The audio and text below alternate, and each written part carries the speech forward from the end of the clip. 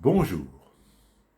L'argent liquide, le blé, l'oseille, l'avoine, la fraîche, le pognon. Ah, que de fantasmes. Combien peut-on garder d'argent liquide en espèces sonnantes et trébuchantes à son domicile personnel? Vous allez me dire, nous sommes à une époque où les paiements dématérialisés se multiplient et les autorités font tout pour que les paiements en espèces s'amenuisent le plus possible. Le paiement par carte bancaire a connu des développements considérables. Mais il reste des adeptes des espèces sonnantes et trébuchantes. L'argent liquide.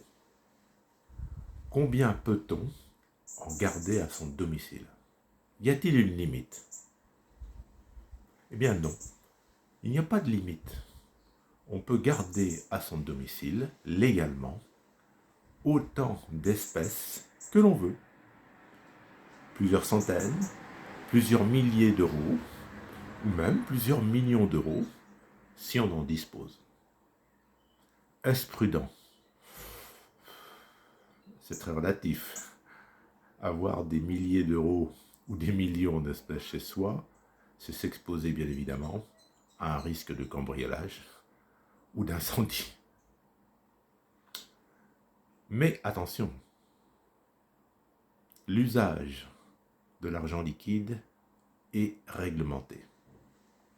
En France, pour un citoyen français, pas possible de dépenser chez un professionnel, chez un commerçant, plus de 1000 euros en espèces. Et si l'on souhaite sortir du territoire français, la loi impose de déclarer un montant supérieur à 10 000 euros en espèces. Attention, quand on parle de 10 000 euros en espèces, il s'agit des espèces sonnantes et trébuchantes, les billets, les pièces, mais également les cartes bancaires prépayées.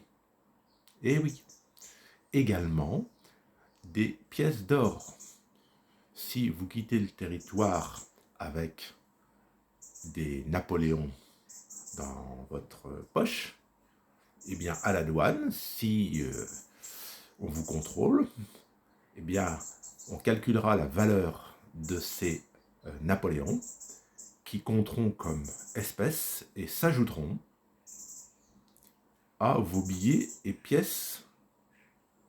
Il faut le savoir.